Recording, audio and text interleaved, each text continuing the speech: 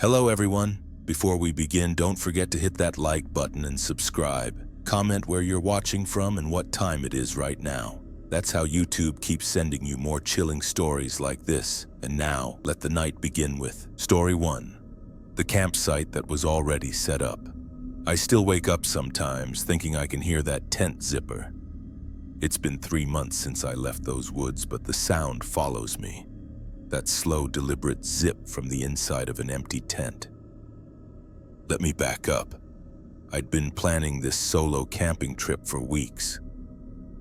After my divorce finalized, I needed to get away from everything.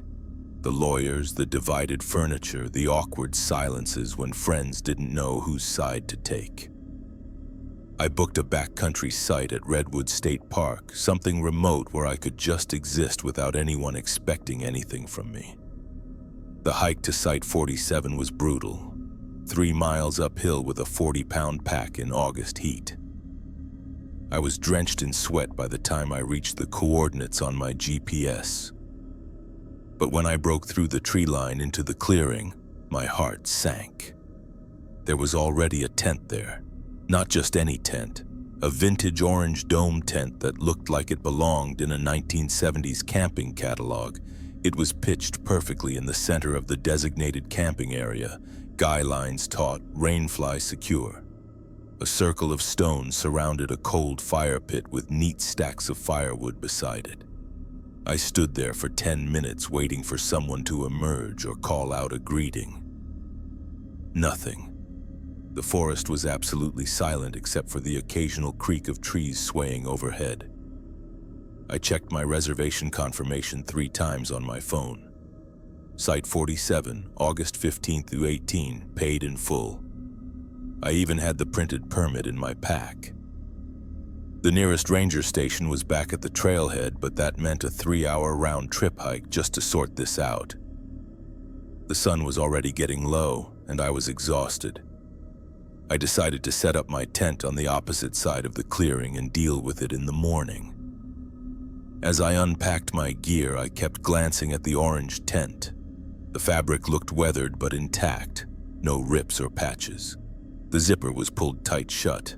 There were no personal items visible outside. No camp chairs, no cooler, no boots by the door flap like most campers leave.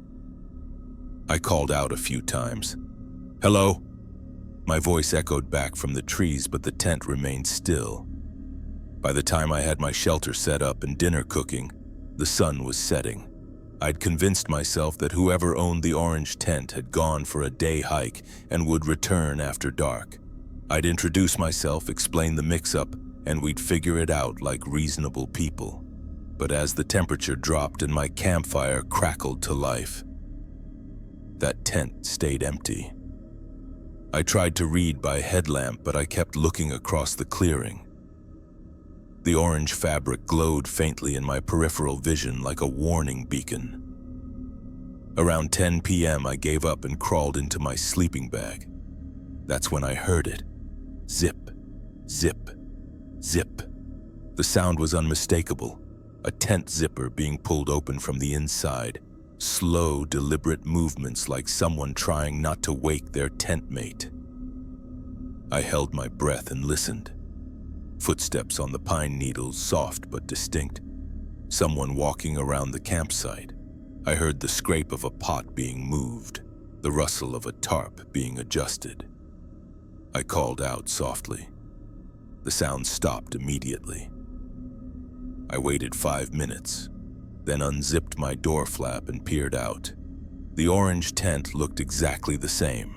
Door zipped shut, no movement, no light inside. But I could swear the woodpile beside their fire pit had been rearranged. I didn't sleep much that night. The next morning I walked over to the orange tent as soon as I climbed out of my sleeping bag. Up close I could see it was definitely vintage. The fabric had that slightly faded look of gear from decades past, but it was clean, well-maintained, free of the mold and rot you'd expect from abandoned equipment. I called, standing a respectful distance from the door. No response. I circled the tent slowly. No footprints in the dirt around the perimeter. No scuff marks or disturbed pine needles despite the sounds I'd heard the night before. The fire pit was cold, filled with ash that looked like it had been sitting there for weeks. But those logs had definitely been moved. I hiked down to the ranger station after breakfast. The ranger on duty was a woman in her 50s with sun-weathered skin and tired eyes. She said, checking her computer, "You're the only reservation we have for this week.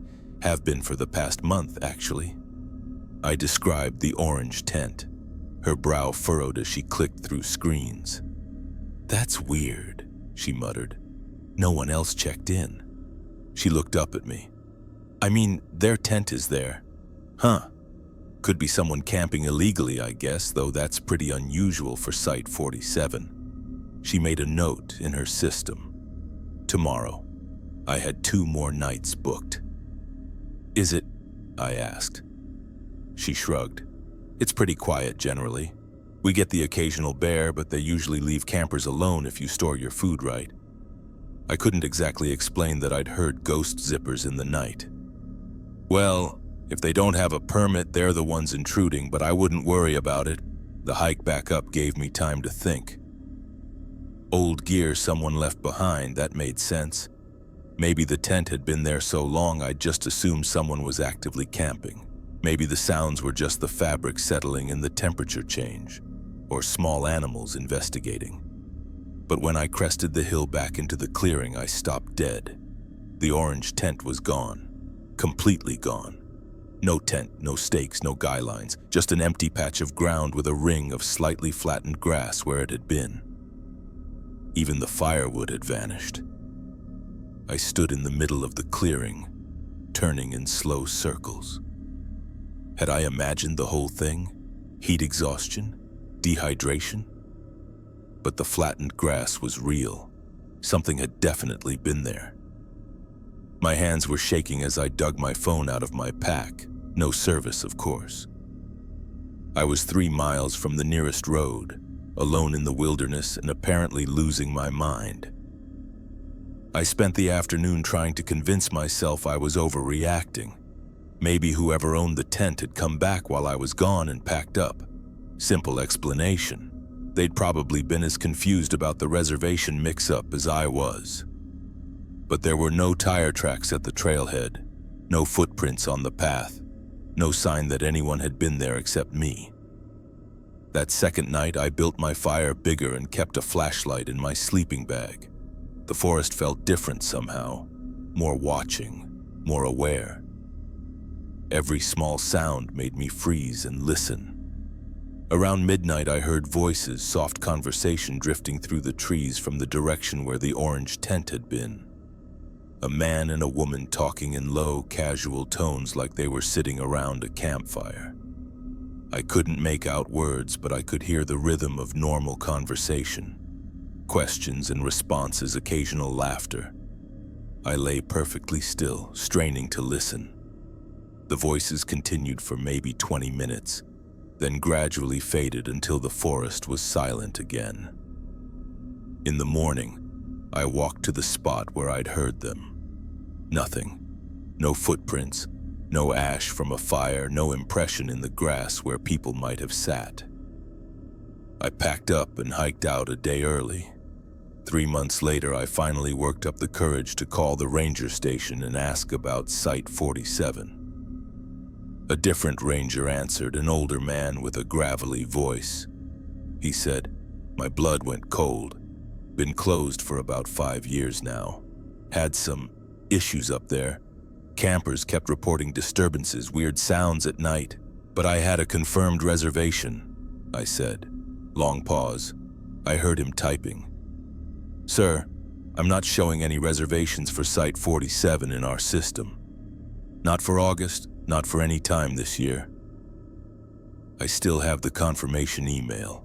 I've read it dozens of times, checked the credit card charge, even printed it out and highlighted the site number. But according to the Park Service, I was never supposed to be there. Sometimes I wonder if that orange tent was meant for me. If somehow I'd stumbled into a reservation that was never supposed to exist, for a campsite that was never supposed to be available. I think about those voices I heard that last night. How comfortable they sounded. How familiar with the space, like they'd been camping there for years. Like they'd been waiting for someone to join them. I don't camp alone anymore, and I never ever want to hear that zipper sound again. Because now I know it wasn't coming from inside an empty tent, it was coming from somewhere much worse. Story 2. Something followed us back to camp. The photo was taken at 3:47 a.m. I know because I checked the timestamp obsessively, comparing it to when we finally fell asleep. My phone says I took 47 pictures that night. I only remember taking 3 during our hike, but I'm getting ahead of myself. Let me start with that afternoon when everything still felt normal. My college friends Tyler and Morgan had planned this camping trip for months. We'd graduated in May, and this was supposed to be our last hurrah before we all scattered to different cities for jobs. 3 days in the Cascade Mountains, hiking trails we'd never explored, living off trail mix and terrible camp coffee. The first 2 days were perfect. We hiked the marked trails, took the usual photos of ourselves pointing at scenic overlooks, complained about our heavy packs, and felt appropriately outdoorsy and accomplished. On day 3, Tyler got bored with the main trail. "Look," he said, pointing through a gap in the trees. "There's another path over there." Morgan and I peered where he was pointing. Sure enough, there was what looked like a faint trail winding up through older growth trees, barely visible unless you knew where to look. "That's probably not an official trail," Morgan said, but Tyler was already pushing through the underbrush toward it. "Come on, live a little. We're young, we're fit, we have GPS on our phones." Famous last words. The unmarked trail was beautiful in a way that felt almost untouched. Massive Douglas firs towered above us, their canopy so thick it felt like walking through a natural cathedral. Moss carpeted everything in vibrant green. The air smelled like pine needles and damp earth. We hiked for maybe 2 hours, taking photos and feeling smugly adventurous. I remember Tyler joking about how we were real explorers now, instead of just following the crowds. We found a small creek, some interesting rock formations, even what looked like old-growth trees that had to be centuries old.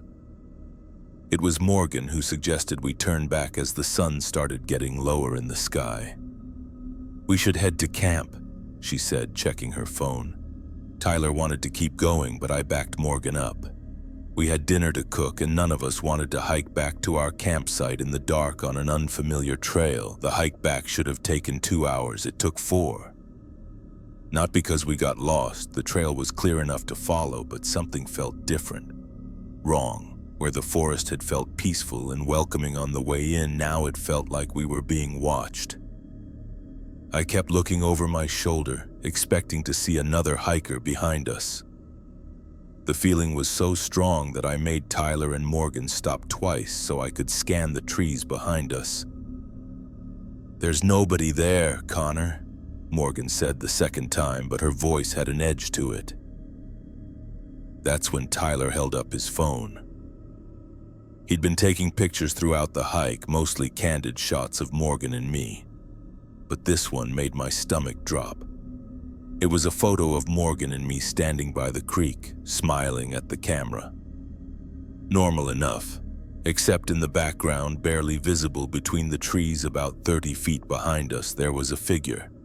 A person standing perfectly still, watching us. I asked, staring at the screen. "Like an hour ago when we stopped at the creek." We all stared at the photo. The figure was too far away and too obscured by shadows to make out details, but it was definitely human-shaped, standing upright, facing our direction. "Probably just another hiker," Morgan said, but she sounded uncertain. That made sense, sort of. Except we'd been at that creek for 15 minutes, taking photos and filtering water. If someone wanted access, they would have said something or at least made noise to let us know they were there. and Tyler swore he'd looked back several times while taking pictures. He hadn't seen anyone. We picked up our pace after that. The sun was getting low, and the forest was taking on that eerie quality that wilderness gets in fading light. All deep shadows and rustling sounds that could be wind or could be something else. By the time we made it back to our campsite, it was nearly dark and we were all on edge. We cooked dinner quickly and built up our fire higher than usual. Nobody wanted to admit it, but we were all thinking about that figure in the photo. "I keep feeling like we're being watched," Morgan said as we sat around the flames. Tyler nodded. "Same." I was about to agree when we heard it. Footsteps. Slow, deliberate footsteps circling our campsite just beyond the ring of firelight. We all froze, listening.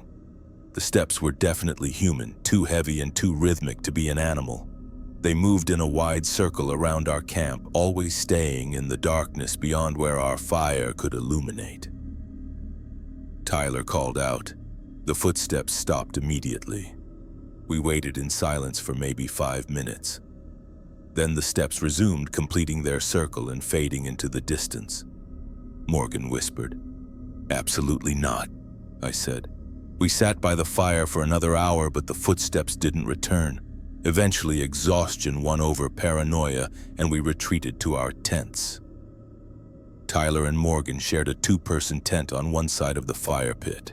I had my own single tent about 15 feet away. I lay awake for a long time listening to the normal forest sounds. Wind in the trees, the distant call of an owl, the pop and settle of our dying fire. Eventually, I drifted off. I woke to Tyler shaking my tent. "Connor," he was saying urgently. "Connor, wake up!" I checked my phone. 6:23 a.m. The sun was just starting to filter through the trees. I mumbled, unzipping my tent. Tyler's face was pale. Morgan stood behind him, clutching her phone with both hands. "Look at this," Tyler said, holding up his phone. I scrolled through his camera roll from the night before. The normal photos from our hike were all there, including the creepy one with the figure by the creek. But then there were dozens more. Photos taken throughout the night. Photos of our campsite. Photos of our tents.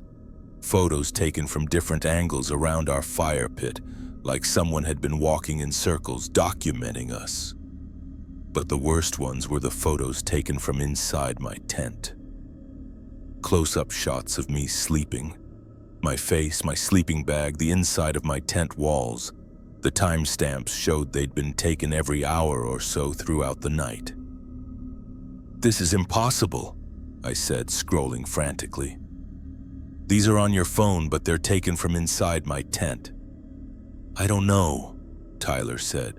I woke up and my phone was outside our tent, lying by the fire pit. Morgan held up her phone. "Mine too. Same photos, same timestamps." I checked my own phone. 47 photos I didn't remember taking. All showing our campsite from various angles throughout the night. Someone had taken our phones, used them to document us while we slept, then returned them to our tents. But that was impossible. I'm a light sleeper, especially when camping. I would have heard someone unzipping my tent, would have woken up if someone reached inside to grab my phone. "We need to leave," Morgan said. Tyler was already breaking down his tent. "This is beyond weird." We packed in record time, barely pausing to eat breakfast or properly organize our gear. All I wanted was to get out of those woods and back to civilization where things made sense. But as we hiked out on the main trail, I couldn't stop thinking about those photos. Someone had been in our campsite all night. Someone had handled our phones, taken pictures of us sleeping, and somehow returned everything without waking any of us. The thing that scared me most was a detail I didn't mention to Tyler and Morgan. In several of the photos taken from inside my tent, you could see my face clearly as I slept. But you could also see something else, a shadow on the tent wall behind my head. the silhouette of someone crouching inside my tent right behind where I was sleeping. In the photos, my phone's flash had illuminated my face and sleeping bag, but it had also cast a shadow on the tent wall. The shadow of someone else inside my tent with me. Someone who had been there for hours, watching me sleep, taking photos with my own phone. I never saw who cast that shadow. The photos only showed their silhouette against the tent fabric, too distorted to make out features or even determine if it was a man or woman. But in the last photo, time-stamped at 5:47 a.m., just 40 minutes before Tyler woke me up, you can see something that still gives me nightmares.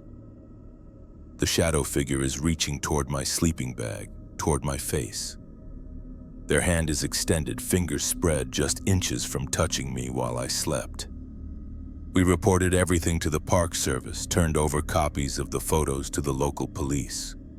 They filed a report, but said there wasn't much they could do without more information. No one was hurt, nothing was stolen. Technically, no crime had been committed, but I know someone was out there that night. Someone who could move through the forest silently enough to avoid waking 3 paranoid campers. Someone who knew how to use our phones better than we did. Someone who wanted us to know they'd been watching. I've never gone camping since. Can't stand the idea of sleeping in a tent, vulnerable and exposed, where anyone could approach in the darkness and I'd never know they were there. Sometimes I wonder if that figure by the creek in Tyler's photo was the same person who visited our camp that night. If they'd been following us from the moment we left the marked trail, documenting our route, learning our habits, planning their approach. The police kept copies of all the photos, but I deleted them from my phone. All except one. The last one. The shadow reaching toward my sleeping face, I keep it as a reminder. A reminder that we're never as alone in the wilderness as we think we are. And sometimes the things that follow us home aren't memories. They're warnings. Story 3. The Ranger Who Wasn't on Duty. The ranger's name tag said Williams, and he visited our campsite every night for 4 nights straight, always at 10 p.m. exactly, always with the same friendly reminder about proper food storage and fire safety. I thought he was just being thorough. I should have realized that no one is that thorough. My girlfriend Ashley and I had booked a week at Pine Ridge Campground in Northern California. It was supposed to be romantic, our 2-year anniversary, a chance to disconnect from our phones and reconnect with each other away from the stress of our jobs in the city. The campground was beautiful. Tall pines, a clear stream running along one edge, well-maintained facilities but still remote enough to feel like real camping. We were in Site 23, tucked back in a corner where we had privacy but could still see other campers nearby. William showed up on our first night just as we were banking the coals of our campfire. He appeared out of the darkness beyond our picnic table like he'd materialized from the forest itself, no flashlight beam announcing his approach. No footsteps on the gravel camp road. One moment Ashley and I were alone, talking quietly by the dying fire, and the next moment there was a park ranger standing at the edge of our campsite. "Evening, folks," he said with a pleasant smile. He looked exactly like what Central Casting would order for a park ranger. Mid-40s, weathered face, crisp uniform, confident demeanor. The kind of guy who could start a fire with wet matches and identify bird calls in his sleep. "Oh, sure," Ashley said, gesturing toward our car. Williams nodded approvingly. "That's great. Bears are pretty active this time of year. Also want to make sure you fully extinguish your fire before turning in. Pour water on it, stir the ashes, pour more water." He spent maybe 10 minutes with us, asking about our trip, making sure we had everything we needed. Professional, friendly, the kind of interaction that makes you feel good about Park Service and tax dollars well spent. The second night, he appeared again at exactly 10 p.m. Same routine, checking on food storage, reminding us about fire safety, asking if we'd seen any wildlife. Ashley and I exchanged glances. It seemed like a lot of attention for experienced campers who were clearly following all the rules. I asked. Williams chuckled. Like to be thorough, especially with the bear activity we've been having. You folks are doing everything right, though. On the third night, Ashley was in the tent organizing her sleeping bag when Williams appeared. I was sitting alone by the fire reading by headlamp. "Evening?" he said, stepping into the firelight. We went through the same questions: food storage, fire safety, wildlife encounters. But this time he seemed more insistent, more thorough in his inspection. He walked completely around our picnic table, peered toward where our car was parked, even glanced at the tent where Ashley was rustling around. "Your girlfriend's got the right idea, getting everything secured for the night," he said. "Bears have an incredible sense of smell." "We've been camping for years," I said, trying to keep the annoyance out of my voice. Williams nodded, but he didn't leave immediately like the previous nights. Instead, he stood at the edge of our campsite, hands on his hips, scanning the darkness beyond our fire. "This is a good spot you picked," he said finally. "Nice and isolated, private." Something about the way he said it made my skin crawl. The words were innocent enough, but his tone was off, like he was sharing information I should file away for later. "Well," I said, standing up, "we should probably get to bed soon." Williams smiled. "Of course. Sleep well." He melted back into the darkness as silently as he'd appeared. Inside the tent, Ashley was already in her sleeping bag. She asked, "Same stuff, food storage, fire safety." Ashley was quiet for a moment, then, "Did you notice he knew my name tonight?" I thought back through the conversation. She was right. Williams had used her name, but we'd never told him what it was. Our campsite registration would have my name on it, but not hers. "Maybe he heard you say it," I suggested. But even as I said it, it felt like a weak explanation. The fourth night, Williams arrived at 10 p.m. on the dot, but this time Ashley was ready for him. "Good evening, Ranger Williams," she said as he approached our fire. Williams smiled his professional smile. "Of course. We were wondering about the wildlife activity you mentioned," Ashley said. "Oh, the usual," Williams said vaguely. Ashley pressed. Williams' smile flickered slightly. "Nothing like that?" I asked. "A while now," Williams said. "Know every trail, every campsite, every regular visitor. Speaking of which, I noticed you folks have been here longer than most. Most people do 2, maybe 3 nights. We booked a full week," Ashley said. "That's a long time to be camping in the same spot," Williams said. There was something in his tone again, that subtle wrongness I'd noticed the night before. "We like it here," I said firmly. Williams nodded slowly. "I'm sure you do. Nice and isolated, private. The kind of place where you could really get to know the forest." He paused, looking directly at Ashley. After he left that night, Ashley and I barely slept. There was something deeply unsettling about the entire interaction. But we couldn't pinpoint exactly what. On the 5th night, we were ready. Ashley had her phone set to record, and I had specific questions prepared. We wanted to document Williams's behavior, maybe report him to park management if he continued to make us uncomfortable. At 10 p.m., we waited by our fire.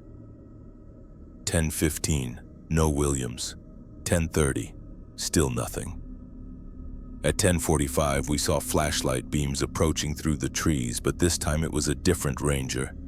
A woman in her 30s with short blonde hair and a no-nonsense demeanor. "Evening," she said as she approached our fire. "I'm Ranger Martinez." "Sure," Ashley said. "We had a report that one of our staff has been making excessive contact with campers in this section. Someone's been coming by multiple nights in a row asking repetitive questions about food storage and wildlife." My blood went cold. Ashley grabbed my arm. "Ranger Williams," I said. He's been coming by every night since we arrived." Martinez's expression grew serious. I gave her a detailed description. Mid-40s, weathered face, crisp uniform, confident demeanor, name tag that said Williams. Martinez was quiet for a long moment. Then, "Sir, we don't have anyone named Williams on our staff." The forest suddenly felt very cold. "That's impossible," Ashley said. "We've talked to him 4 nights in a row," Martinez asked. We told her everything, the food storage reminders, the fire safety lectures, his knowledge of wildlife activity in the area. Martinez nodded grimly. "Those are all things that would be common knowledge to anyone who's spent time in this park." I asked. "I don't know," Martinez said, "but I need you both to pack up and move to a different campsite tonight. Site 15, closer to the main campground." Ashley asked. Martinez hesitated. "We've had reports of someone impersonating park staff in various locations over the past 6 months. Different parks, different descriptions, but always the same pattern. Excessive contact with isolated campers, especially couples." I asked. Another hesitation. "Most of them reported the encounters in moved campsites like you're doing. But there was one couple in Oregon who didn't report it until later. We packed up that night and moved to Site 15. Martinez walked the perimeter with us and promised regular patrols, but I couldn't shake the feeling that we were being watched from the darkness beyond her flashlight beam." The next morning, Martinez stopped by with an update. "We found evidence of a camp in the woods behind your original site," she said. "Someone had been staying there for at least a week. Hidden well, but definitely occupied recently?" Ashley asked. Martinez looked uncomfortable. "Some photographs. Looks like they were documenting campers." I asked. "I can't share details of an ongoing investigation," Martinez said. "We cut our trip short and left that morning. On the drive home, Ashley was unusually quiet." I asked. "Williams knew my name," she said. "Yeah, you mentioned that. Maybe he overheard—" "No!" Ashley interrupted. "I've been thinking about it. We never said each other's names while he was around. We never spoke to each other directly during his visits. I didn't have an answer." "And another thing," Ashley continued. "He always appeared exactly at 10 p.m. Never early, never late. The more we talked about it, the more disturbed we became. Williams had been studying us, learning our routines, timing his approaches perfectly. And we'd welcomed him, answered his questions, told him our plans." Martinez called us 2 weeks later with an update. They'd arrested a man who'd been impersonating park staff at multiple campgrounds across 3 states. He had detailed files on dozens of campers, including photos and personal information. I asked. "No," Martinez said. "His real name was David Chen, but he used various aliases depending on the location." Ashley asked when I told her. I'd wondered the same thing. Martinez hadn't been specific, but the implication was clear. Chen had been identifying isolated campers, learning their routines, documenting their vulnerability. We were just lucky we'd gotten suspicious in time. Sometimes I wonder what would have happened if we hadn't asked questions that 5th night. If Martinez hadn't shown up when she did. Would Williams have continued his visits, gradually becoming more intrusive, more personal? Or was he waiting for something specific? Some signal that we'd be easy targets for whatever he had planned? I still camp, but never in isolated sites. Never anywhere too far from other people. And if a ranger approaches our campsite more than once, I ask to see their identification. Because now I know that the people who seem most helpful, most official, most trustworthy might be the ones you should fear most, especially when they know your name without you telling them. Story 4. We found a trail that wasn't on any map. The photos on our phones were time-stamped over 5 days. We'd only been camping for 2, but that wasn't the worst part.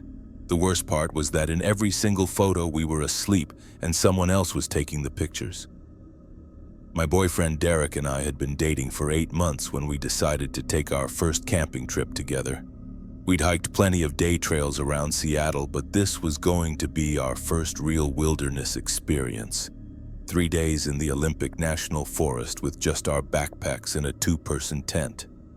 We chose a moderate loop trail that was supposed to take us through old-growth forest and end at a small alpine lake. The kind of trip that looks great on social media and makes you feel accomplished without actually risking your life. The first day went perfectly. We hiked 6 miles to our planned campsite, set up our tent near a beautiful creek, cooked dinner over our camp stove, and fell asleep to the sound of running water. I remember thinking this might be the trip where Derek and I figured out we were really compatible long-term. The second morning, Derek woke up restless. "Look at this," he said, pointing through a gap in the trees behind our campsite. I looked where he was pointing. Sure enough, there was what appeared to be a faint path winding up through the forest, barely visible unless you knew where to look. "That's not on our map," I said, checking our trail guide. "Exactly," Derek said with the kind of grin that usually meant he was about to suggest something impulsive. "Want to explore?" I should have said no. Should have insisted we stick to the marked trails like responsible hikers. But Derek's enthusiasm was infectious, and I was feeling adventurous. "Fine," I said, "but just for 2 hours." The unmarked trail was incredible. It wound through the kind of pristine, old-growth forest that makes you understand why people become environmental activists. Massive cedar and Douglas fir trees that had been growing since before Columbus landed in America. Moss-covered logs creating natural bridges over small ravines, filtered sunlight creating an almost cathedral-like atmosphere. Derek stopped every few hundred yards to take photos of me posing with the giant trees. I did the same for him. We were having fun, feeling like real explorers instead of just following the crowds on marked trails. After about an hour of hiking, we came to a circular clearing that took my breath away. It was perfectly round, maybe 50 feet across, surrounded by the tallest trees we'd seen yet. But the most striking thing was the ground in the center of the clearing. The earth was burned in concentric circles, like someone had built multiple fires in precise geometric patterns. "That's weird," Derek said, walking to the center of the clearing. The burn patterns were old but distinct. Not random scorch marks from a wildfire, but deliberate circles within circles like a target or mandala burned into the earth.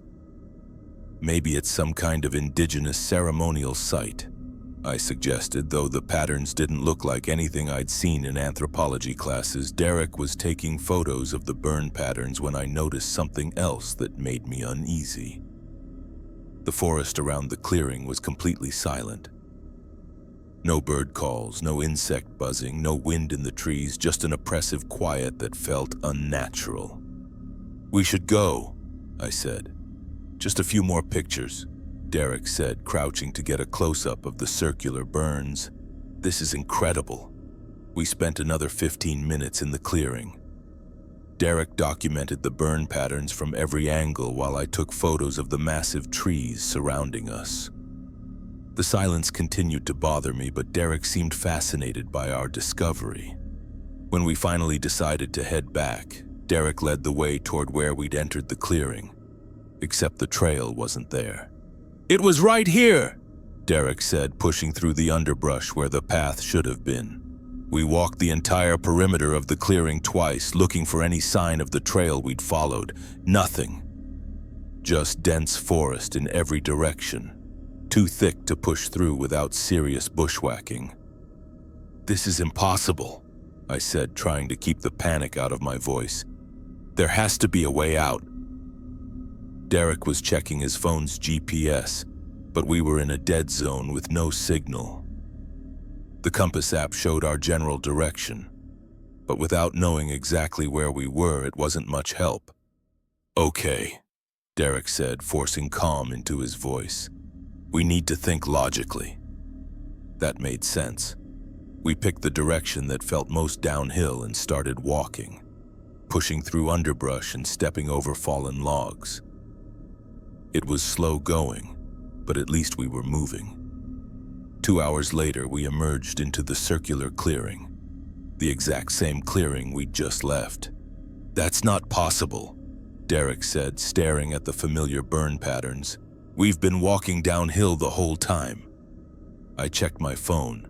Still no signal, but the time showed 4:30 p.m. We'd been trying to find our way out for over 3 hours. "We must have gotten turned around," I said, though I knew we'd been careful about direction.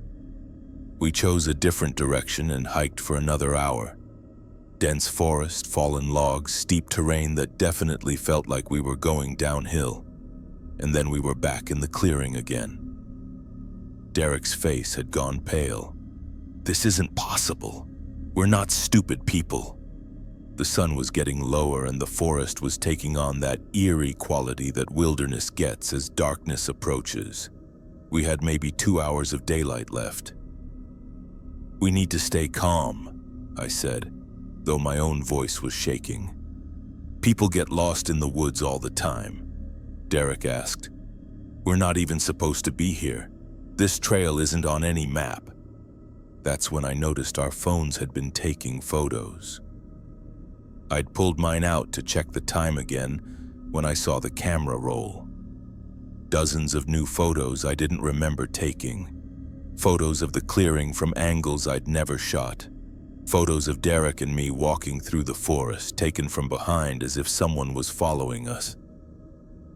"Derek," I said, my voice barely a whisper. His phone showed the same thing.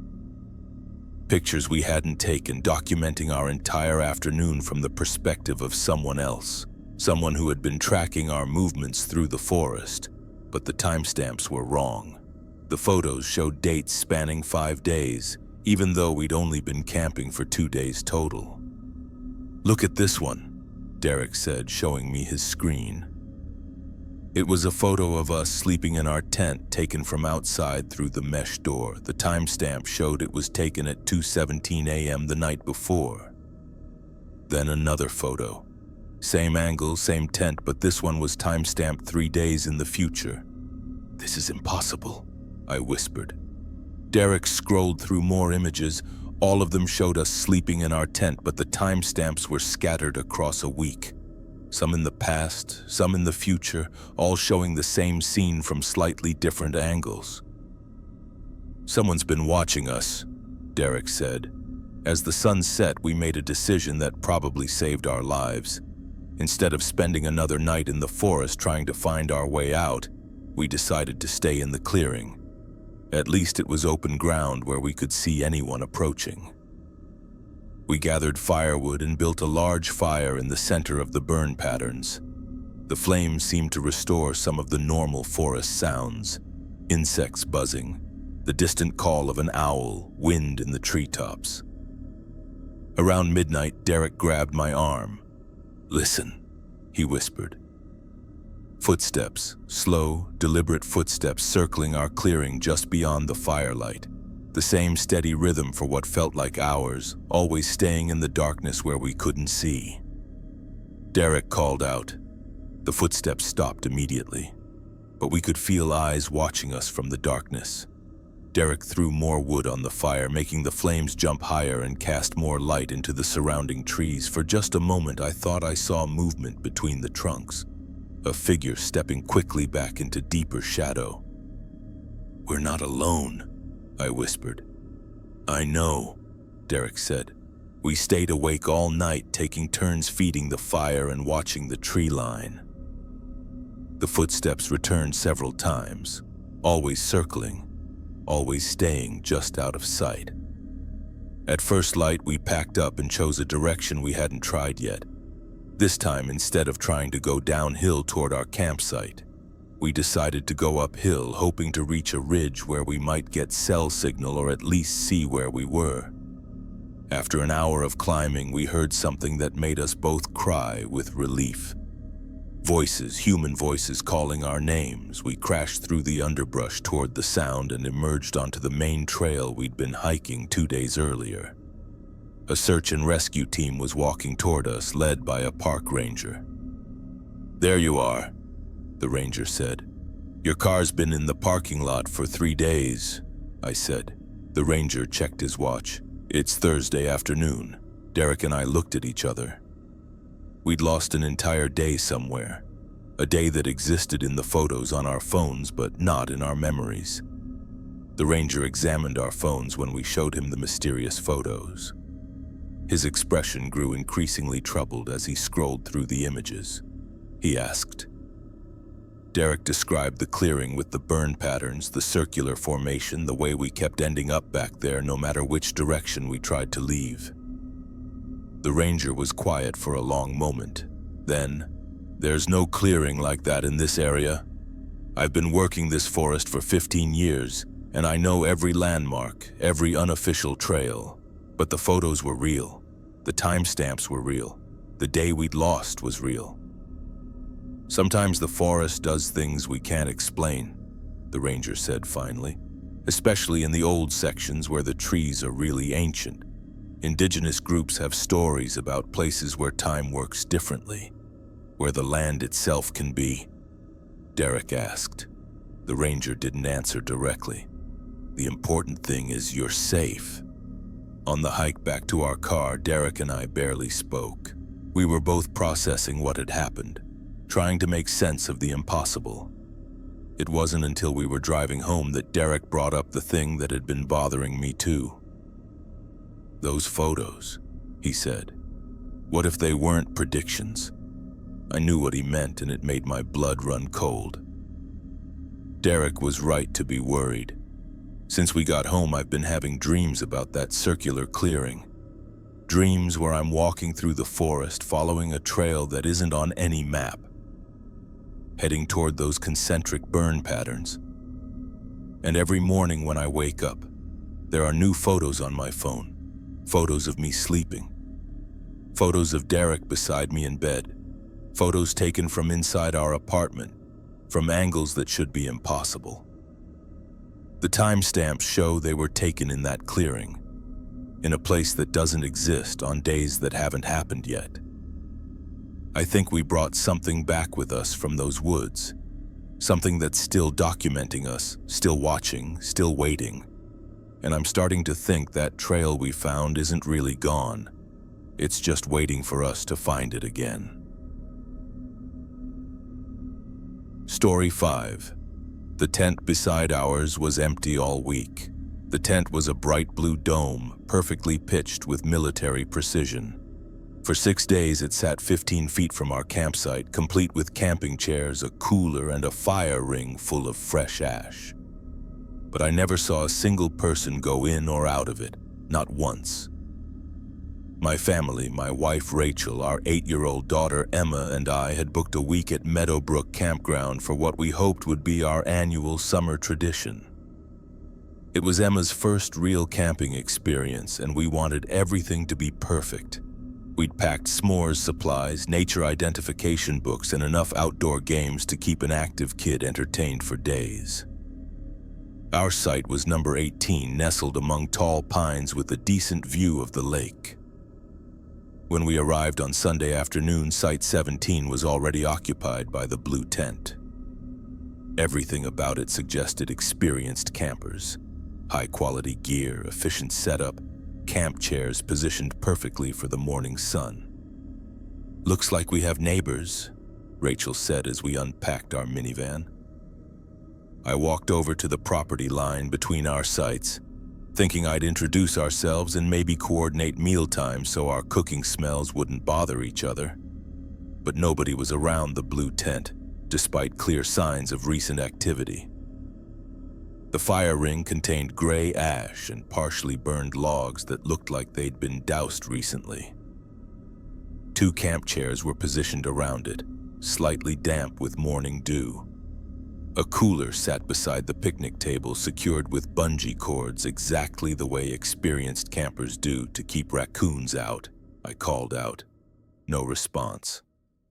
The tent's door flap was zipped shut, but I could see the outline of sleeping bags and gear inside through the thin nylon walls. "They're probably out hiking," Rachel said when I returned to our setup, but we didn't meet them that night, or any night. Over the next 6 days, I became obsessed with that blue tent. Every morning when I woke up, I'd peek through our tent's mesh window to see if there was any activity. Every evening, I'd find excuses to walk past their site. Every time I left for the bathhouse or the camp store, I'd glance over, hoping to finally see our mysterious neighbors. The tent never appeared to be empty exactly. There were always signs that people were actively camping there. The cooler remained secured, the camp chairs stayed positioned around the fire pit, and most unsettling of all, there was always fresh ash in their fire ring. "Maybe they're just really early risers," Rachel suggested on our third day. That made sense, except I was an early riser too. I was usually up before sunrise, sitting by our own fire with my coffee, watching the campground wake up. I had a clear line of sight to Site 17. If someone was leaving that tent at dawn, I should have seen them. On day 4, Emma noticed something that made my skin crawl. "Daddy," she said, tugging on my sleeve as I started our morning campfire. I looked over at Site 17. At first, I didn't see what Emma meant. Then I really looked. The camp chairs were the same brand and color as ours, blue and gray Coleman chairs we'd bought specifically for this trip. The cooler was identical to the one Rachel had packed with our food. Even the tent, now that I really examined it, was the same model we'd almost bought before deciding on our current one. "That's weird," Rachel said, following my gaze, but Emma was still staring. "No, Mommy, it's not just similar." I looked down at the mug in my hands, a ceramic camping mug with a cartoon bear and the words, "Camp Dad," that Emma had given me for Father's Day. Then I looked at the picnic table at Site 17. There was an identical mug sitting next to their camp stove. "That's impossible," Rachel whispered. "That mug is custom." I walked to the edge of our campsite and stared at their picnic table. It wasn't just similar, it was identical. Same cartoon bear, same font, same small chip on the handle that my mug had gotten when Emma accidentally knocked it off our kitchen counter. "This is really weird," I said, backing away from their site. The camp host was a retired Forest Service employee named Bob who lived in an RV at the front of the campground year-round. He knew every regular visitor and could spot problem campers from a mile away. Bob said, checking his registration book. "That's strange. But there's definitely someone camping there," I said. Bob frowned and flipped through several pages of his book. "I've got the Thompson family registered for Site 17 starting next weekend. But this week? Possible, I guess, but that would be pretty bold. Site 17 is right in the middle of everything." Bob agreed to walk over and check it out. As we approached Site 17, everything looked the same as it had all week. Tent properly pitched, gear organized, camp chairs positioned around a fire ring full of ash. Bob called out in his authoritative camp host voice, "Anyone home?" No response from inside the tent. Bob walked around the site, examining the setup. His expression grew increasingly puzzled. "This is high-end gear," he said, touching one of the camp chairs.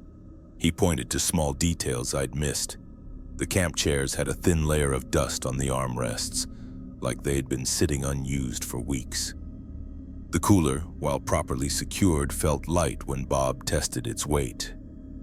"Feels empty," he said. Most disturbing was the tent itself.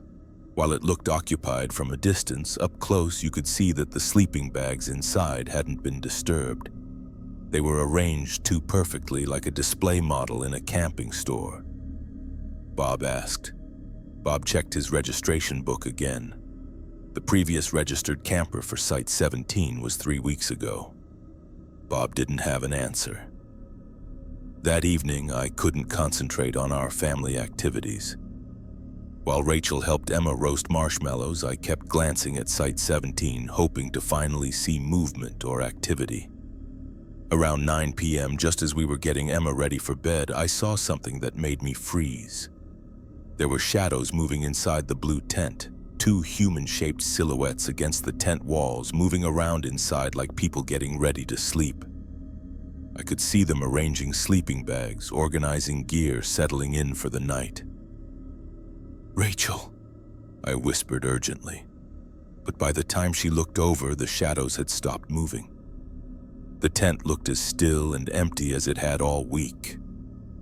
"I don't see anything," she said. "There were people inside." Rachel looked at me with concern. "Honey, you've been obsessing over that campsite all week." But I knew what I'd seen. For maybe 5 minutes, that tent had been genuinely occupied.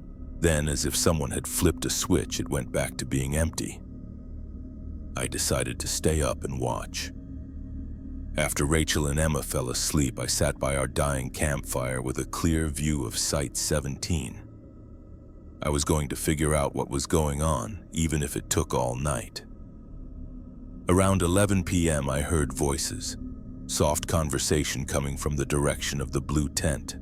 A man and a woman talking in low tones, the kind of quiet campfire discussion every couple has on vacation. I couldn't make out words, but I could hear the rhythm of normal conversation. Questions and responses, occasional laughter. I crept closer to the edge of our campsite, straining to hear. The voices were definitely coming from Site 17, but when I looked at the tent, it appeared as empty as ever. No light inside, no movement, no shadows on the walls, but the voices continued for nearly an hour.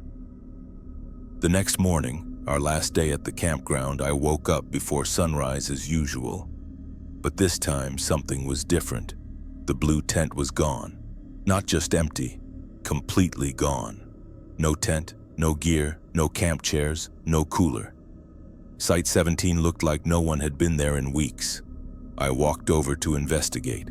The fire ring that had contained fresh ash every day for 6 days was now cold and empty, filled with old leaves. The grass where the tent had been pitched showed no indentation or wear marks. It was like the campsite had been reset to its natural state overnight. But on the picnic table, someone had left something behind. A disposable camera. The old-fashioned kind with a cardboard body and a manual wind lever. I picked it up and checked the counter. 24 exposures, all used. I debated whether to develop the film, but my curiosity won. 2 days after we got home, I dropped the camera off at a photo lab that still processed film. When I picked up the prints, my hands were shaking as I flipped through them. 24 photos of our family camping trip.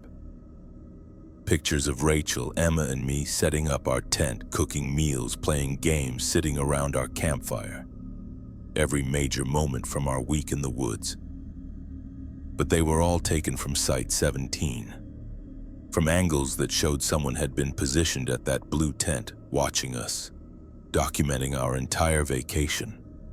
The photos were dated and time-stamped.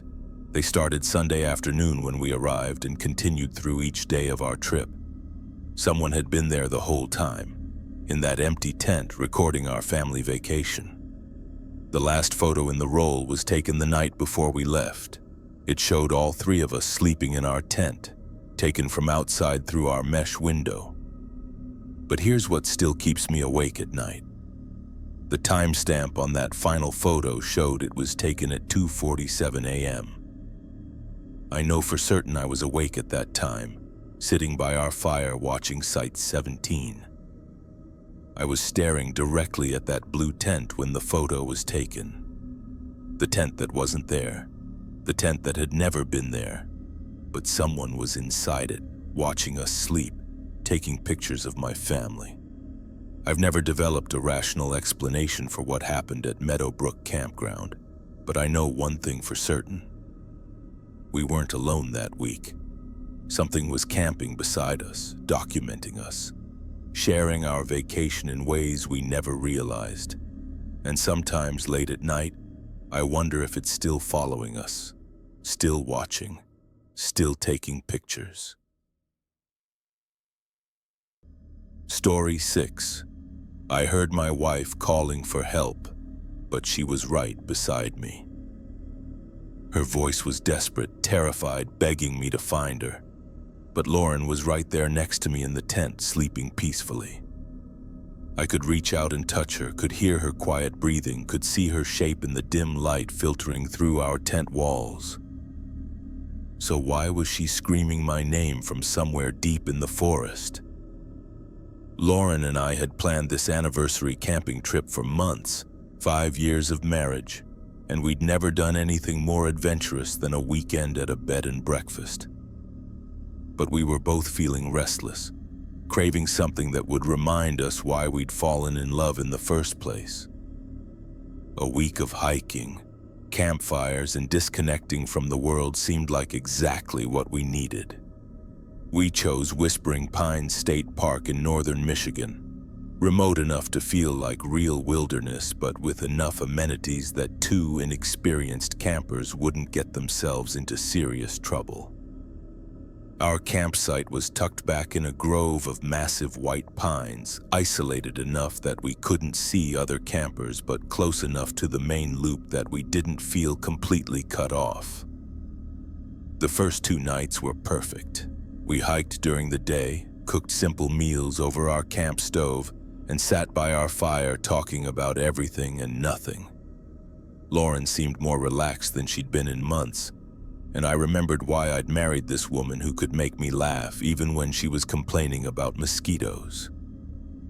The third night, I heard her voice for the first time.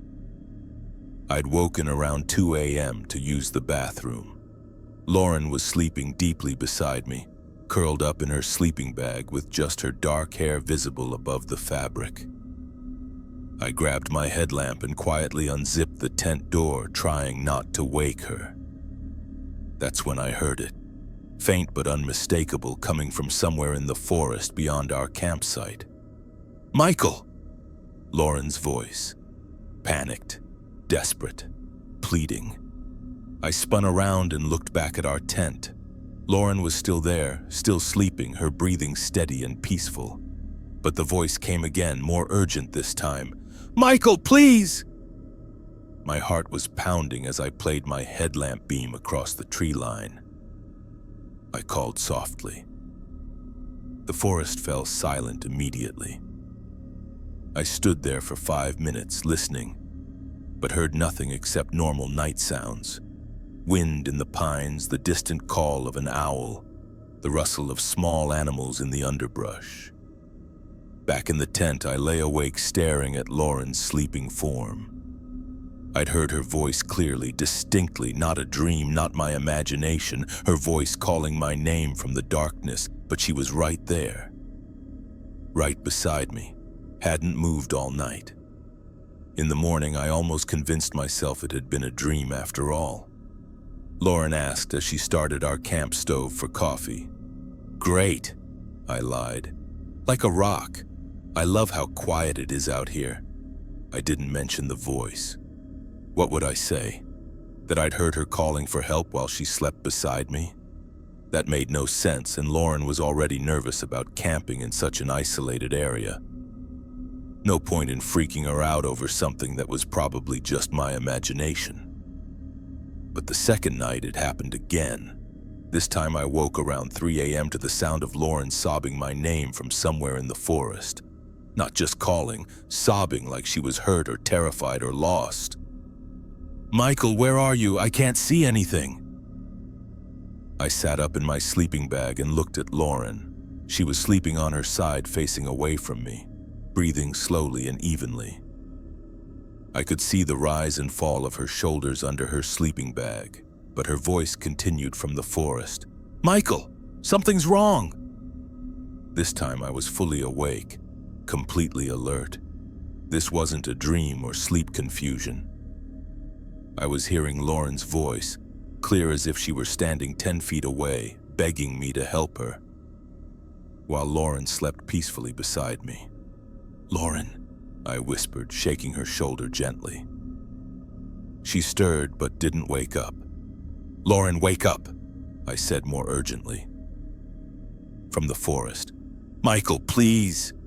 Lauren's eyes opened slowly. "Hmm?" I asked. She listened for a moment. The forest had gone silent again. "I thought I heard—" "Never mind." But Lauren was looking at me with concern. I was.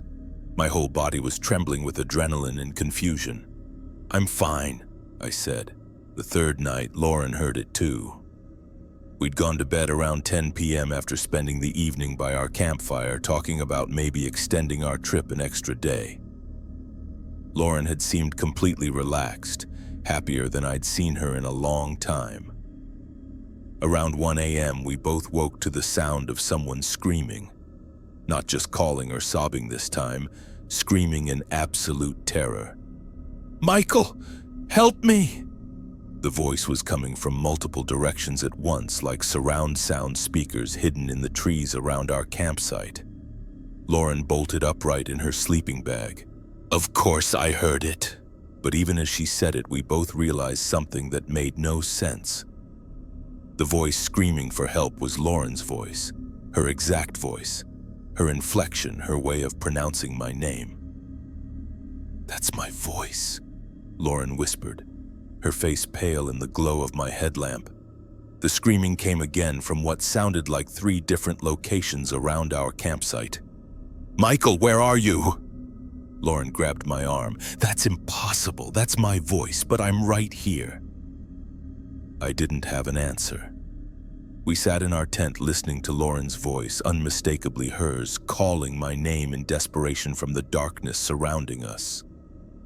"We need to leave," Lauren said. "Right now." "It's the middle of the night," I said. "Then we drive." But as Lauren started to unzip the tent door, her voice came again from directly outside our tent. "Michael, why won't you help me?" We both froze. The voice was maybe 5 feet away, just beyond our tent wall. Lauren's face had gone white. She was staring at the tent wall where the voice had come from, her mouth slightly open in shock. "That's not possible," she breathed. I grabbed my headlamp and unzipped the tent door flap. My beam cut through the darkness, illuminating the pine trees and our picnic table. Nothing. No one there. But Lauren's voice came again, this time from behind the tent. "I'm lost, Michael." We packed by headlamp and flashlight, throwing our gear into the car with shaking hands. Every few minutes, Lauren's voice would call my name from a different location, sometimes pleading, sometimes sobbing, sometimes screaming in terror. But Lauren was right beside me the entire time, helping me break down the tent, load our gear, secure everything for the drive home. As we drove out of the campground, Lauren's voice followed us down the access road. "Michael, don't leave me here." We drove in silence for an hour before either of us spoke. Lauren finally asked. It was my voice. Exactly my voice. Lauren was quiet for another few minutes. Something in her tone made me glance over at her. "The first 2 nights," she said slowly. "I heard it too. I heard my own voice calling for you from the forest."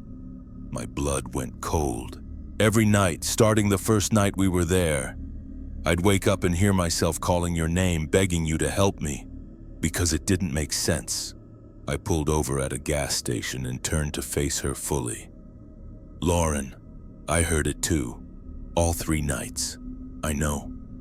We sat in the car at that gas station for a long time, trying to process what had happened. 2 people hearing the same impossible thing. Lauren's voice calling for help while Lauren was right there, safe and accounted for. Lauren asked, "You weren't talking in your sleep." I didn't have an answer then, and I don't have one now. A week later, I called the ranger station at Whispering Pines to ask if they'd had any other reports of strange sounds or voices in the area. The ranger said. I described what we'd experienced, leaving out some of the more unbelievable details. "Huh," the ranger said. "That's the 3rd report we've had this month. Yeah, a father heard his 5-year-old daughter calling for daddy from the forest all night, but she was sleeping in the tent beside him." The ranger paused. The weird thing is, it's always the same campsite, Site 23. Our site, I asked. No official explanation, but the old-timers around here have stories about that area. They say the pines there are old growth, some of them over 200 years old. And old trees. Sometimes they hold on to things. No, it doesn't. I thanked him and hung up. That night, Lauren and I tried to research the phenomenon online. We found scattered reports of similar experiences. People hearing the voices of loved ones calling for help from impossible locations. But no explanations, no scientific studies, no rational cause. Maybe, Lauren said as we got ready for bed in our own house, some places just hold on to things. But why your voice? I don't know. Maybe because we were there in that specific place feeling vulnerable and isolated. It's been 6 months since our camping trip. We haven't been back to Whispering Pines and we probably never will. But sometimes late at night in our own home, I think I hear it again. Lauren's voice, faint but distinct, calling my name from somewhere impossible. And every time it happens, I look over and she's right there beside me in bed, sleeping peacefully. But now I wonder, if I can hear her voice calling for help while she's right there safe, what does that say about all the times I don't hear it? What if somewhere, in some way I don't understand, there's a version of Lauren who really is lost? Really is calling for help, really does need me to find her? What if I'm failing her every time I don't answer? The thought keeps me awake sometimes. Because now I know that just because someone is safe beside you doesn't mean they're not also lost somewhere else, calling your name in the darkness, waiting for you to save them. And you might never know which version is real. Story 7. The cabin we used for shelter wasn't abandoned. We thought we were the luckiest campers in the world when the storm hit and we found that cabin. Fully furnished, well-maintained, even stocked with canned goods and a wood stove. We figured we'd stay one night, leave a thank you note and some money for the owner and continue our backpacking trip in the morning.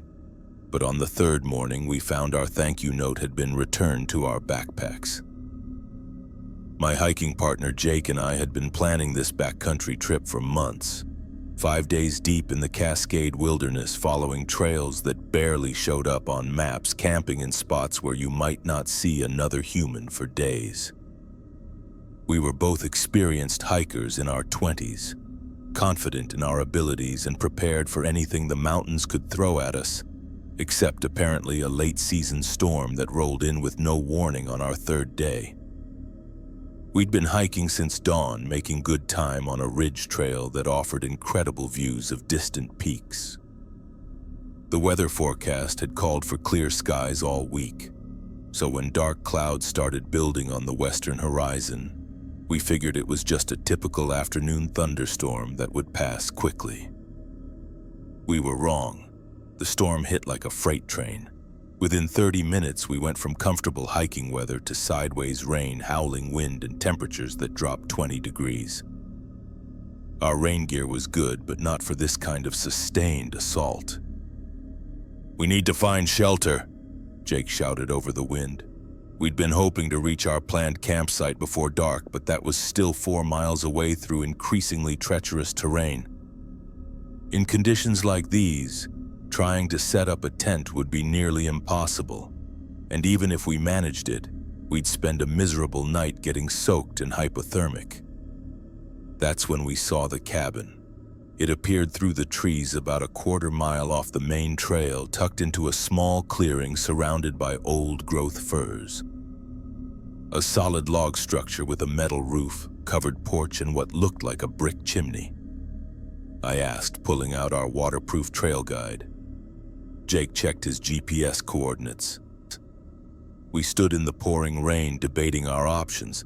We could continue hiking in dangerous conditions, trying to reach our campsite before hypothermia set in, or we could approach the cabin and see if anyone was home, maybe ask permission to wait out the storm on the porch. Lightning cracked overhead, close enough that we felt the thunder in our chests. "Decision made," Jake said, and we bushwhacked through the trees toward the cabin. Up close, the structure looked well maintained, but unoccupied. No vehicles, no lights in the windows, no smoke from the chimney. The porch was covered in dry, scattered with split firewood and a few pieces of outdoor furniture. I knocked on the front door, no answer. Jake called out, "Anyone home?" Nothing. We walked around the entire cabin looking for signs of occupancy. The windows were covered with heavy curtains, making it impossible to see inside. There was no generator noise, no other sounds from within. "Could be a vacation cabin," I suggested. The storm was getting worse. Rain was driving almost horizontally now, and even under the covered porch we were getting soaked. We needed to make a decision. Jake tried the door handle. It turned easily. "That's weird," he said. "Maybe that's just how things work out here." The interior of the cabin took my breath away. It was like stepping into a magazine spread about rustic mountain living.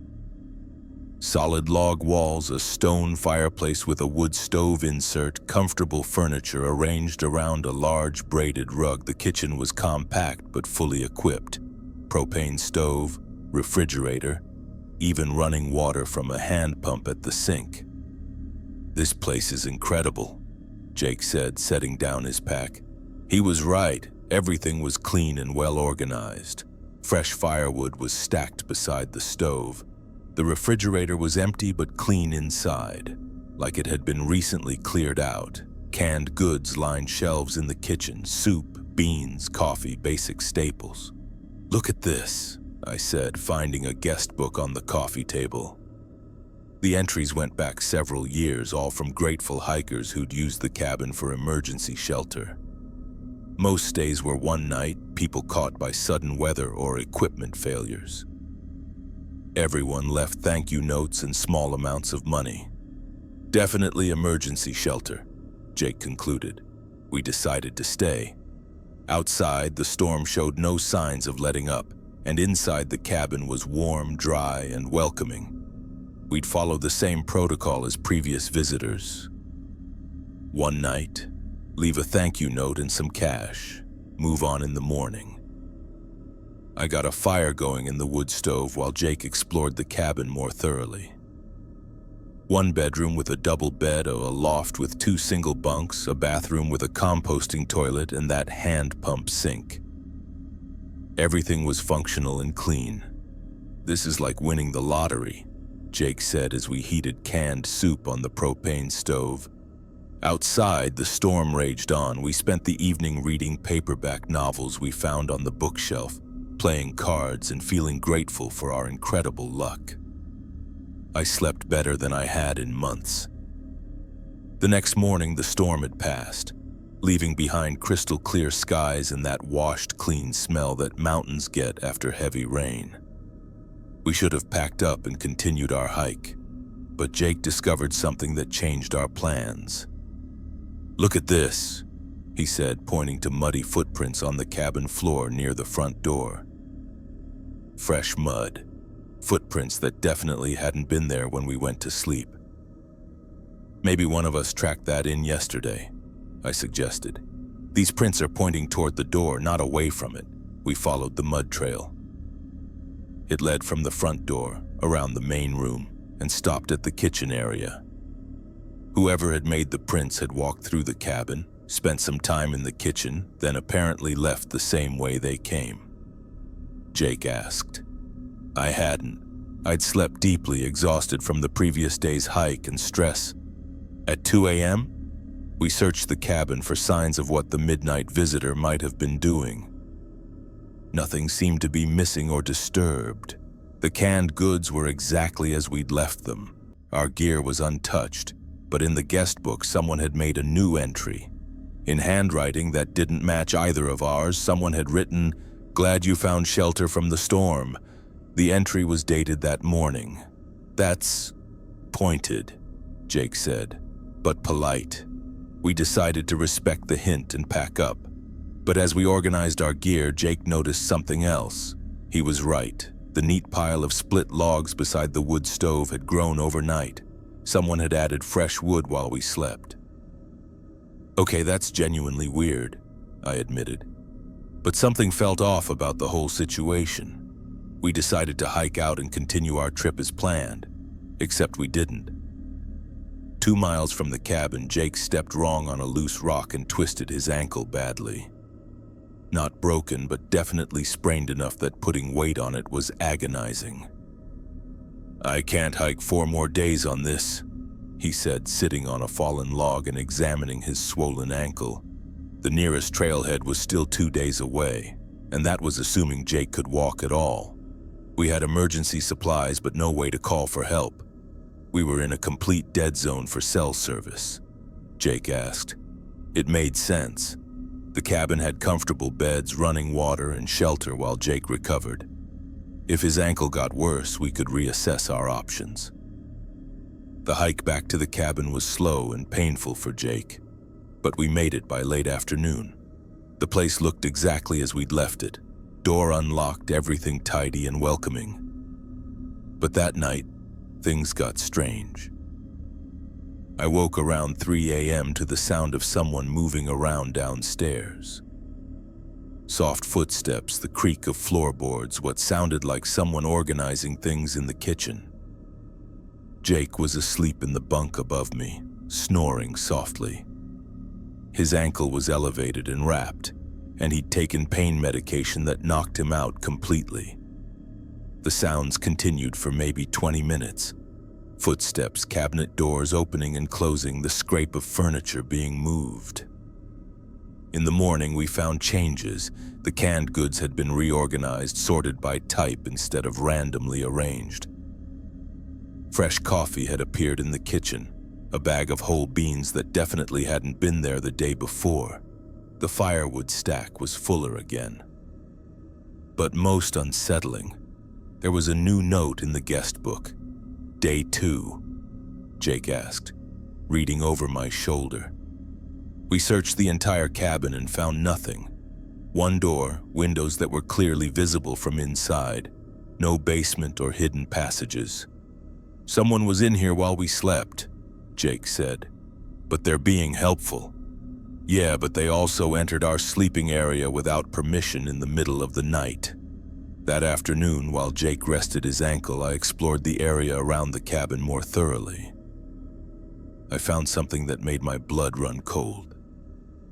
About 100 yards behind the cabin, hidden in a thick grove of trees, there was what looked like a small camp.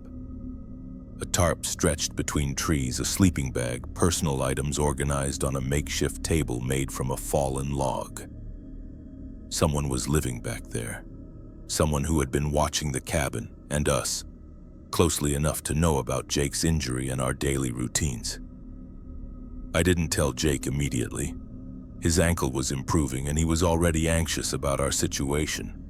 But I made sure to lock the cabin door that night and pushed a chair in front of it. It didn't matter.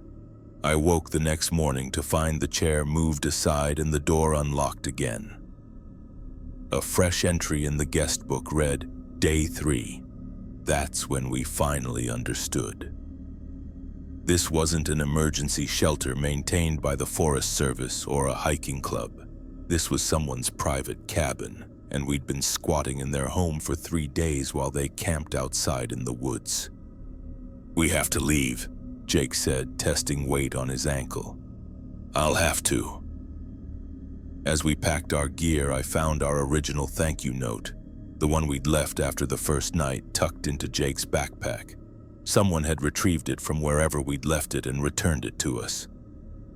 We hiked out that morning, Jake leaning heavily on a walking stick but determined to get as far from the cabin as possible.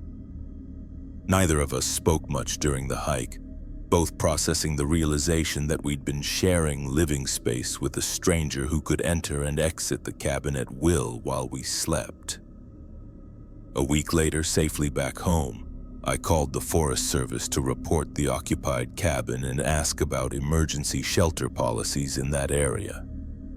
There are no authorized structures in that grid reference. the ranger told me after checking his maps. Possibly, or it could be an illegal structure. I provided the GPS location from Jake's device. Huh, the ranger said after a long pause. According to our records, there was a cabin in that area, but it burned down in 1987. Wildfire took out about 200 acres in that drainage. I thanked him and hung up, more confused than ever. Jake and I compared our photos from the trip. The cabin was clearly visible in dozens of shots. Solid log walls, metal roof, covered porch with furniture. Not foundation stones, not burned ruins. A fully functional cabin where someone was living, someone who had extended us unexpected hospitality while gently but firmly encouraging us to leave. I've never found a rational explanation for what we experienced, but I know one thing for certain. If you're ever hiking in the Cascades and you find a perfect cabin offering shelter from a storm, don't stay longer than one night, because someone else lives there. Someone who doesn't mind sharing for a night, but expects you to respect their hospitality by not overstaying your welcome. And if you do overstay, they'll make sure you understand whose home you're really sleeping in. Story 8. My daughter kept talking to someone in the woods. My 7-year-old daughter Emma made a friend on our camping trip. She'd stand at the edge of our campsite talking to someone in the trees, having full conversations about families and games and being lost. I thought it was cute until Emma drew me a picture of her new friend. The ranger went completely white when he saw it. It was a perfect sketch of a girl who disappeared from that campground in 1987. Emma said her friend told her she's been waiting a long time and now she finally has someone to play with forever. My wife Sarah had been planning this camping trip for months as a way to help Emma adjust to our recent move to Oregon. New job, new city, new school starting in the fall. We thought some family time in nature would help ease the transition and create positive memories associated with our new home state. Pine Lake Campground seemed perfect for a family with a young child. Well-maintained facilities, a swimming beach, nature trails designed for kids Emma's age, and plenty of other families around so she wouldn't feel isolated or bored. Emma had never been camping before and her excitement was infectious. She helped us pack, asked a million questions about sleeping in a tent and cooking over a fire, and made elaborate plans for all the adventures we'd have. Sarah and I felt good about our decision. This was exactly the kind of wholesome family activity that makes childhood memories. Our campsite was number 34, positioned at the edge of the main camping area where the maintained grounds met the natural forest. Perfect for Emma, close enough to the bathhouse and other facilities that she wouldn't get scared, but with enough trees and privacy that she could explore and play without bothering other campers. Emma's friend appeared on our second day. I first noticed her standing at the tree line behind our picnic table, talking animatedly to someone I couldn't see. I asked. "My new friend," Emma said without turning around. "She's shy." I walked over and peered into the trees where Emma was looking. Nothing but dense forest, shadows, and underbrush. Sarah asked, joining us. "Lily," Emma said. I asked. Emma paused, listening to something I couldn't hear. "She says she can't find her mom and dad." Sarah and I exchanged glances. There were several other families camping nearby, but I hadn't noticed any unaccompanied children. And what parent would let a 7-year-old wander the campground alone looking for them? "Maybe we should help Lily find her parents," Sarah suggested. "She says she doesn't need help," Emma replied. That evening, Emma spent over an hour at the edge of our campsite, having what sounded like a detailed conversation with her invisible friend. I could only hear Emma's side, but it was clearly an interactive discussion. Pauses for responses, reactions to things Lily was apparently saying, even disagreements about games they wanted to play. She knows lots of stories about the woods, Emma told us when she finally came back to our campfire. Sarah asked. Emma listened to something, then nodded. Since she was little like me? I asked. No, silly, Emma said. She's with her family. The next morning, I walked the campground looking for any families with a daughter named Lily. I casually struck up conversations with other parents, asking about their kids, mentioning that Emma had made a friend. But we hadn't met the parents yet. Nobody knew of any child named Lily. The camp host, an elderly woman who'd been working there for years, was even more definitive. No Lily registered this week, she said, checking her files. And I know all the kids here. It's not that big a campground. That made sense. Emma had always had a vivid imagination. And the stress of our recent move might have made her create an imaginary friend for comfort. Nothing unusual about that. But that afternoon, Emma's interaction with Lily became more detailed and concerning. Lily says her family came here in a big white car, Emma told us during lunch. That must have been scary for her, Sarah said, playing along with what we assumed was Emma's imagination. She cried for a really long time, Emma said solemnly. But then she realized they probably just went to get supplies and would come back for her. I asked. Emma paused, apparently listening. A really, really long time. Emma, sweetheart, Sarah said gently. Are you sure Lily is real? Emma insisted. She knows all about this place. Okay, I said, maybe we can meet Lily later. Emma shook her head. She only eats berries and stuff she finds in the woods. That evening, I decided to observe Emma's interactions more carefully. I positioned myself where I could watch her without being obvious about it. Emma stood at the edge of our campsite talking to a spot about 4 feet off the ground. Exactly the right height for another 7-year-old.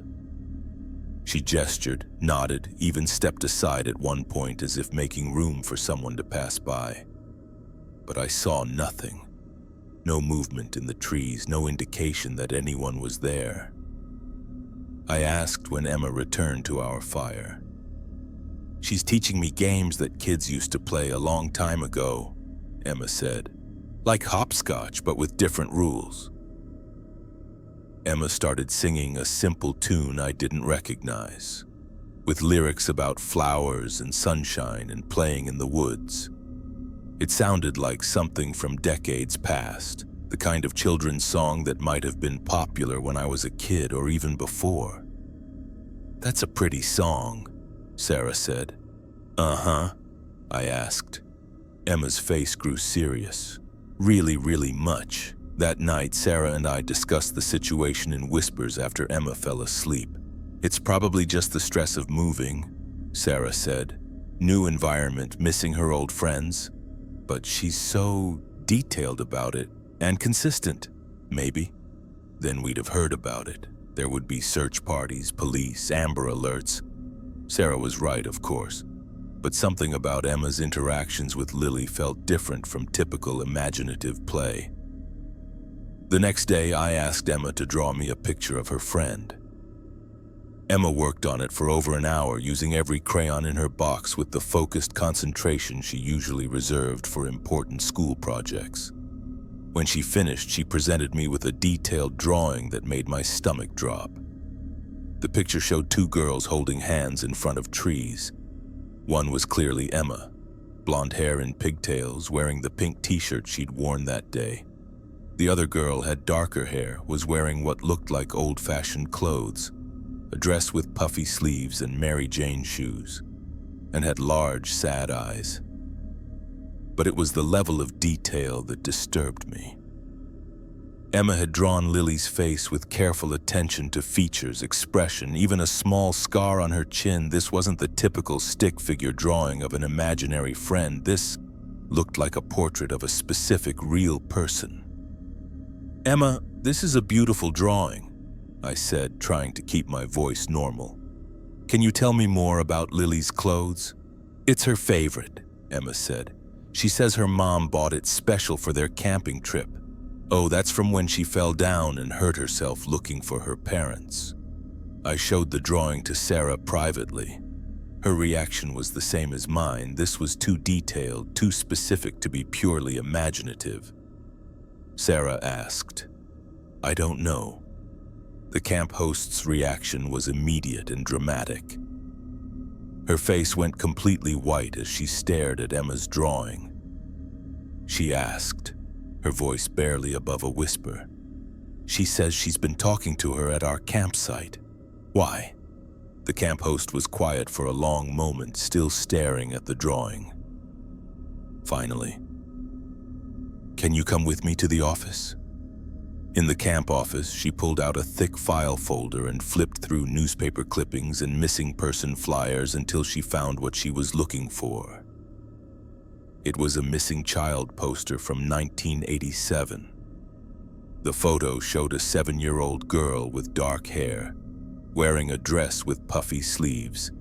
The resemblance to Emma's drawing was unmistakable, not just similar, but identical, even down to the scar on the chin. Lily Henderson, the camp host read from the poster. Age 7, disappeared from Pine Lake Campground on July 23, 1987. Last seen wearing a blue dress with white trim and black Mary Jane shoes. My hands were shaking as I looked between Emma's drawing and the 35-year-old missing person poster. They searched for weeks, the camp host continued. Brought in dogs, helicopters, volunteer search parties, never found any trace of her. But after 35 years, she'd be an adult now, I finished. Yes, I stared at Emma's drawing. The details were perfect, not just the general appearance, but specific elements like the dress style and that distinctive scar. I asked, this happened before Emma was even born. The camp host had no answer. That evening, I watched Emma's interaction with Lily with new eyes. Instead of seeing imaginative play, I was seeing what looked like a genuine conversation between two children. Lily's really excited, Emma told us during dinner. Sarah asked, her voice carefully neutral. Emma paused, listening. She doesn't know exactly, but she says all the other kids who came here couldn't see her or hear her. I asked. She says maybe because I'm the same age she was when she got lost. After Emma went to sleep that night, Sarah and I had a serious conversation. Sarah asked, maybe she overheard something about the missing girl somehow. How? We didn't know about Lily Henderson until today. Then maybe someone else mentioned the story. But even as I said it, I knew it was a weak explanation. The level of detail in Emma's interactions and drawings suggested direct knowledge, not second-hand information. Sarah asked quietly, I'm serious. What if Lily Henderson never left these woods? I wanted to dismiss it as impossible, but Emma's drawing was sitting on our picnic table, an exact match to a 35-year-old missing person poster. The next morning, our last day at the campground, Emma seemed sadder than usual. Lily doesn't want me to leave, she told us at breakfast. Well, sweetheart, we have to go home tomorrow, Sarah said gently. Emma shook her head. She says that's what all the grown-ups told her parents, that they'd come back. I asked. Emma was quiet for a moment, apparently listening. She wants me to stay and play with her forever. Something about the way Emma said it made my blood run cold. Emma, I said carefully, you know you can't stay here, right? I know, Emma said, but she sounded uncertain. But Lily says if I really wanted to stay, I could. She says it's easy to get lost in the woods and then you just... Sarah and I exchanged alarmed glances. Emma, listen to me very carefully, I said. You are not going to get lost in the woods. You are going to stay close to Mommy and Daddy until we leave tomorrow. Lily has been alone for a long time, Sarah said gently. That's very sad, but it's not your responsibility to fix it. That afternoon, I found Emma at the edge of our campsite having what sounded like an argument with her invisible friend. "No, I can't," Emma was saying firmly. Pause. Pause. Pause. Then Emma's voice became distressed. "Lily, you're scaring me." I intervened immediately. Emma looked back at the trees with genuine sadness. "Bye, Lily." As we drove away from Pine Lake Campground the next morning, Emma was unusually quiet. When I asked what she was thinking about, she said, "Lily looked really sad when we left." Sarah asked. Emma considered this seriously.